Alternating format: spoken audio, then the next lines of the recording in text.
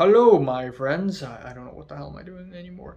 And today I'm going to be doing an album review on the new King Gizzard and the Lizard Wizard album, PetroDragonic Apocalypse or Dawn of Eternal Night, an annihilation of planet Earth and the beginning of merciless damnation.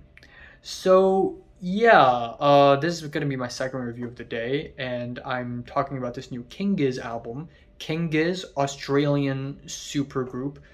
This is their 23rd studio album, and they are known to be one of the most prolific musical groups of all time. They release 3, 4, one time, even 5 albums in the same frickin' year. And luckily for me, I have covered like 12 of their albums already on this channel, 13 if you're including this one. And I've talked about many of their music, and honestly, most of the stuff they put out are absolutely fantastic. Nonagon Infinity is my personal favorite of theirs. Flying Microtonal Banana, mwah, absolutely excellent. I also really like KG, their self-titled album, which is really underrated.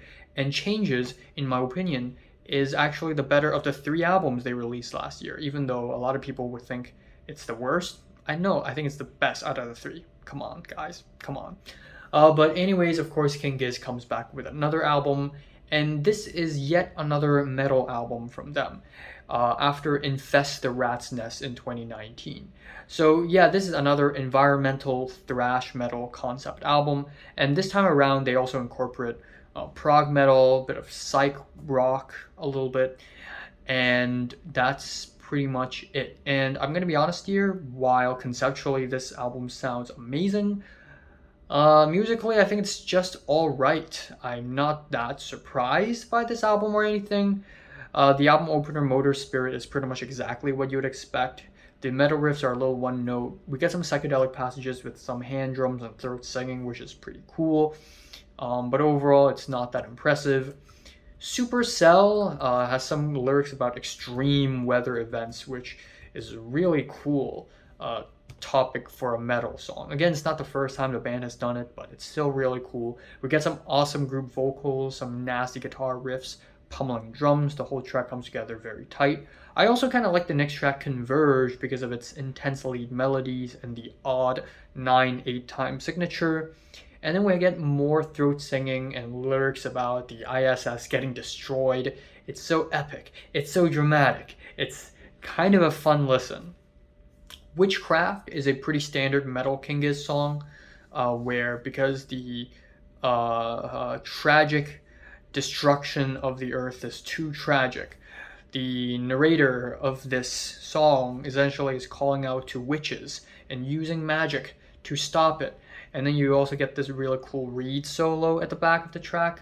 But I think overall it's just really standard for King Giz. I don't know why, but something about this album is just less exciting than anything else I've heard from the band.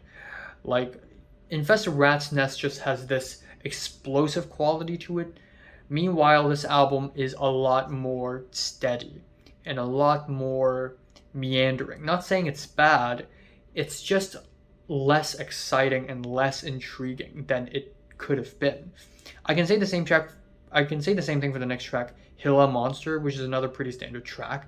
But I have to say the shouts, the chants, the Hilla, Hilla, Hilla, that's pretty hype, not gonna lie.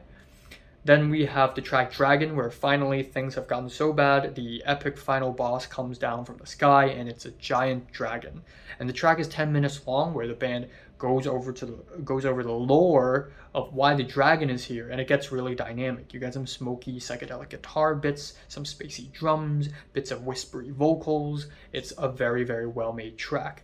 Same for Flamethrower, which is an ambitious 9-minute ending with psychedelic instrumentals, hand drum solo that reminds me of Tool, and some analog synths to end things off. So overall, this is a really solid album. I think it's really well done.